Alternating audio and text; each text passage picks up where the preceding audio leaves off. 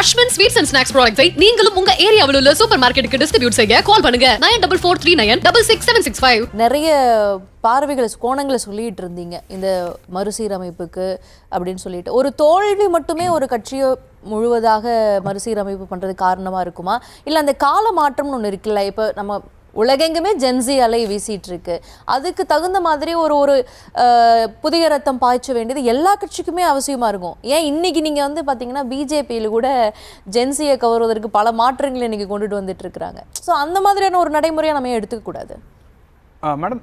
குறிப்பாக இந்த டோட்டல் மாற்றம் இந்த விஷயத்தோட பெரிய பாயிண்டே என்னன்னா ஒரு வெற்றி தோல்வி தான் நிர்ணயிக்கும்.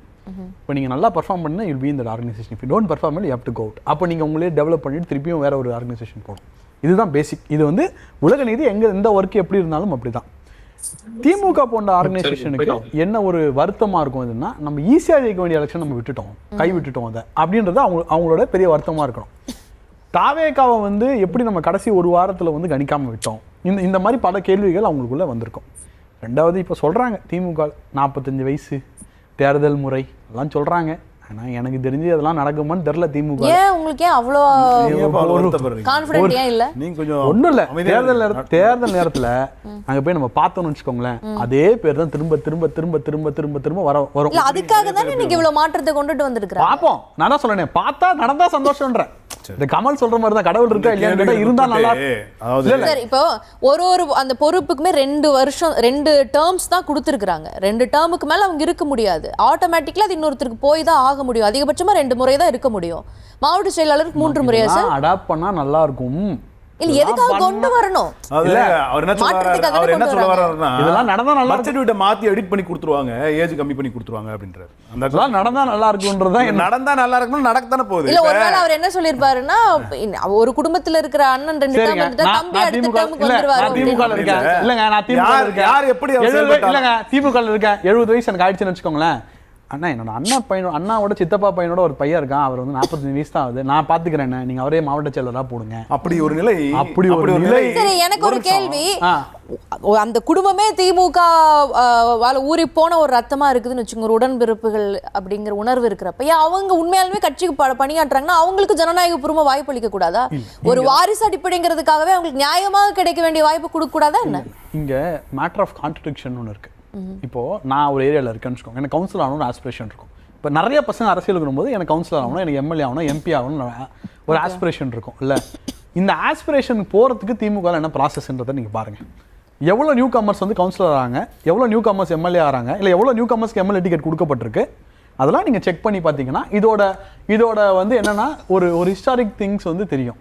ஒருவர் வந்து ஒரு தலைவர் வந்து போனோம், ஒரு தலைவர் ஜெயிக்கணும்னா திமுகல he should be. நான் ஜெகதீஸ்வரன் கிட்ட போய் இது வந்து பெரிய கட்சியோட பெரிய ப்ராப்ளம். வரேன் உங்ககிட்ட, நீங்க 2 பேரும் தான் பேசிட்டு இருக்கீங்க, அவர்கிட்ட ரொம்ப நேரமா பெரிய கட்சியோட பெரிய ப்ராப்ளம். நான் போயிட்டு நான் திருப்பி வரேன், நீங்க அதுக்கு பதில் சொல்லுங்க. ஜெகதீஸ்வரன், நீங்க எப்படி பார்க்கறீங்க இப்போ இந்த ஆர்கனைசேஷனல் சேஞ்ச் இதெல்லாம் ஒரு பெருசா வந்து ரெஃப்ளெக்ட் ஆகுறதுல சந்தேகம் இருக்கு அப்படின்னு நாகராஜ் முன்வைக்கிறாரு.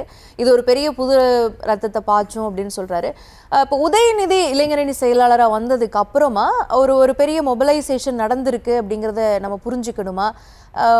அதன் பிறகு வந்த மாற்றம் இது முழுமையாக இந்த இளைஞர்கள் வயப்படுத்தணும், இளைஞர்களை உள்ள இந்த நீரோட்டத்துக்குள்ள கொண்டுட்டு வரணுங்கிறதுக்கான முயற்சியா அதை நீங்க எப்படி பாக்குறீங்க? முதல்ல நம்ம இவன் தான் ஜென்சி பத்தி பேசுறாலும், இந்த ஒட்டுமொத்த விவாதம் இல்ல வந்து இந்த ஒட்டுமொத்த தேர்தலை ஜென்சிக்குள்ள நம்ம சுருக்க பாக்குறோம்னு நினைக்கிறேன். நம்ம நிறைய ஜென்சி போராட்டங்கள் நடக்குது, அதுல மாற்று கருத்தே இல்ல. நிறைய இடங்கள் அவங்க புரட்சி எல்லாம் செய்யறாங்க, அதெல்லாம் மாற்று கருத்து இல்ல. ஆனா ஏன்னா இப்போ தாவேகாவுக்கு வாக்களித்தது ஜென்சி மட்டும் கிடையாது. எனக்கு 40 வயசு 50 வயசு 60 வயசு 70 ஒன் ஆஃப் தி பாயிண்ட் தான். எல்லா கட்சியுமே இன்னைக்கு பிஜேபி அதை பண்ணிருக்காங்க. சோ அதனால நான் சொல்றேன் எல்லா கட்சிக்குமே அதுவும் ஒரு கட்டாயமா இருக்கு. பிஜேபி இல்ல பிஜேபிக்கு ஏன் பண்றாங்கன்னா, காக்ரோச் ஜனதா பார்ட்டி பார்த்தோன்னா அவங்களுக்கு பயம் வந்துருச்சு. இப்போ நீங்க வந்து ஒவ்வொரு ஊர்லயும் நிறைய ஊர்கள்ல ஜார்க்கண்ட் பல மாநிலங்கள்ல அவங்க வந்து அரசாங்கம் கொண்டு வந்த சில அவர்களுக்கு பிடிக்காத விஷயங்களை அவங்க தூக்கி எறிகிறதுக்கு தயாராகிறாங்க, போராட்டம் பண்றாங்க. அப்ப அதெல்லாம் பார்க்கும்பொழுது பயம் வந்து விட்டது. அதனால பிரதமர் மோடி அவர்களே நம்ம அதிகமாக இன்ஸ்டாகிராம்ல இருக்கணும், ரீல்ஸ் பண்ணணும்னு அவர் இறங்கி வராரு. நம்ம வந்து அவங்களை நம்ம கணிக்க தவறோம். ஏன்னா நேபாளில் நடந்த புரட்சியை பார்த்தோம், வெவ்வேறு நாடுகள் நடக்கிற புரட்சி, சில புரட்சிகள் ஏன்னா அந்த அரசியல் புரட்சி வெற்றியாக மாறியதாங்கிறதும் கேள்வியா இருக்கு. அடுத்தடுத்து இப்ப நேபாள் என்ன நடக்குதுன்னு புரட்சியை பார்த்துட்டு ஜனதா பார்ட்டியே காங்கிரஸுக்கு எதிரான டூலாகவும் பிஜேபி எப்படி பயன்படுத்தலாம் பாக்குது. ஃபேக்டர், நிச்சயமா பண்ண ஜென்சி முடியாது. அது ஃபேக்டர். ஆமா ஜென்சி ஃபேக்டர் எலிமினேட் பண்ண முடியாது. But at the same time நம்ம வந்து என்ன, விஜய் அவர்களுக்கு வாக்களித்தது ஜென்சி மட்டும்தான், எல்லா வயதிலும் வாக்களித்தார். அதே மாதிரி திமுகவுக்கு ஜென்சி வாக்களிக்கவே இல்ல வாக்களிச்சாங்க. நீங்க வந்து அளவுல வந்து குறைவாக இருந்திருக்கலாம், விஜய் அவர்களுக்கு அதிகமாகவும் திமுக குறைவாக இருந்திருக்கலாம், அதிமுக இன்னும் குறைவாக இருந்திருக்கலாமே தவிர நீங்க வந்து ஜென்சி வாக்காளர்கள் திமுக இருக்கதான் செய்யறாங்க, வாக்காளர்கள் நிர்வாகிகள் தானே வாக்காளர்கள் இருக்கதான் செய்யறாங்க. அது ஒண்ணு.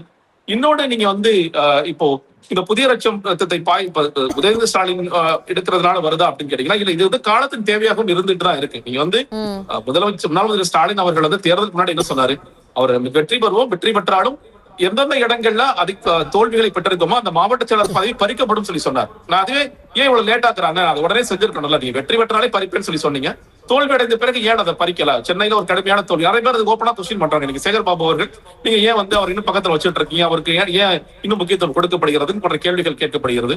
பல இடங்களும் அந்த கேள்விகள் இருக்கு. பல இடங்களில் மாற்றர்கள் நீங்க வந்து அந்த நடவடிக்கை உடனடியாக எடுத்திருக்கணும், அதுக்கு நீங்க குழு போட்டு செய்யணும்னு அவசியம் இல்ல அப்படிங்கிற கேள்விகள் இருக்கு. அந்த பாயிண்ட் தான் நாகராஜ் கூட இது நடக்காதுன்னு சொல்லி நம்ம நினைக்கிறோம். ஆனா இப்ப ஒரு குழு யூஸ்வலா வந்து இதே மாதிரி தோல்வி அடைந்த பிறகு ஒவ்வொரு முறையும் திமுக 2016 நிறைய வருடங்கள் வந்து குழு அமைச்சிருக்காங்க. ஆனால் அந்த குழுவுடைய செயல்பாடு அடுத்த கட்டத்துக்கு வந்ததில்லை. இன்னைக்கு இது ஒரு மறுகட்டமைப்பு குழுவோட உருவாக்குனாங்க, இன்னைக்கு செயற்குழு கூட்டம் போட்டு அதை இன்னைக்கு விஷயமா சொல்லிருக்காங்க அப்படின்னா அந்த மாற்றத்துக்கு தயாராக தான் நினைக்கிறேன். நீங்க வந்து இல்ல நடக்காதுன்னு நடக்கும் தான் நான் நம்புறேன். 45 வயது 70 வயதுங்கிறது நடக்கும் தான் நம்புறேன். சீரியஸ்லி கொஞ்சம் அதிருப்தி இருக்கதான் செய்யும். அதிருப்தி இல்லாம எப்படி இருக்கும்? அவங்க வந்து இவ்வளவு நாள் ஒரு மந்திரியா இருந்தவங்க, எம்எல்ஏக்களா இருந்தவங்க, மாவட்ட செயலர் 3 பதவியும் வச்சுட்டு இருந்தவங்க, இன்னைக்கு உங்களுக்கு பதவிகள் இல்லை, நீங்க வந்து ஒரு எங்களுக்கு அறிவுரை சொல்ற இடத்துல போங்க அப்படிங்கிற இடத்துல சொல்லிருக்கீங்க. அது உடனடியாக அவர்களால் ஏற்றுக்கொள்ள முடியாதான். பட் ஆனா கட்சியின் நலன் கருதி அதை செய்ய வேண்டிய ஒரு அவசியம் கட்டாயம் இருக்கிறது. கட்சி செய்யும் தான் நினைக்கிறேன். இன்னொரு சொல்லப்போனா இப்ப நீங்க அடுத்த தலைமுறையில் இருக்கவர்கள் உதயநிதி ஸ்டாலின் எல்லாம் வராருன்னா அப்ப இன்னும் அவருக்கு ஒரு செயல் தலைவர் கொடுக்கலாம் பேசிட்டு இருக்காங்க.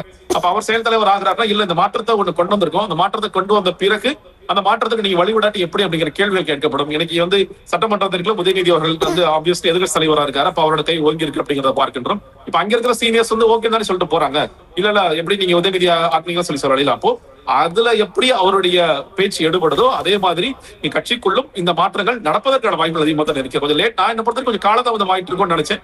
பட் ஆனா அவங்க டைம் எடுத்து இதை பண்ணிருக்காங்க அப்படிங்கறத பார்க்க முடியும். இது ரொம்ப முக்கியமான ஒரு தேவையாகத்தான் இருக்கிறது. அவர் சொல்ற மாதிரி இது வந்து என்னை பொறுத்த வரைக்கும் இது தோல்விதான் முக்கியமான காரணம். இல்லாட்டி நீங்க வெற்றி அடைஞ்சா வச்சுங்களேன், நான் சொல்றேன் 2024 வெற்றிக்கு பிறகு இந்த குழு அமைச்சர் கூட நான் சொல்றேன். ஆனா ஏன் அமைக்கல? நம்ம 40 ஜெயிச்சிட்டோம், நம்ம ஏன் அமைக்கணும் அப்படின்னு ஒரு மனப்பான்மை இருந்தது. அன்னைக்கு ஏன் 18% என்டிஏக்கு போச்சு, ஏன் 8% நாம் தமிழருக்கு போச்சு அப்படிங்கறத யோசிச்சு ஒரு குழு அமைச்சிருந்தாங்கன்னா இந்த தவறுகள் எல்லாம் நடக்காமல் இருந்திருக்கும்.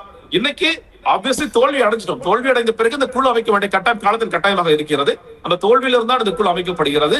மறுபடியும் கம்பேக் கொடுக்கறதுக்கு என்னென்ன வேலைகள் பண்ணலாம். ஏன்னா இன்னைக்கு கூட என்ன பண்றாங்க, நீங்க வந்து இதை கட்டமைப்பை வலுப்படுத்துற காரணம் அடுத்ததாக நடக்க போயிட்டு உள்ளாட்சி தேர்தல், மாநகராட்சிகள்ல உள்ளாட்சி பகுதிகளில் நம்ம வெற்றி பெறணும்.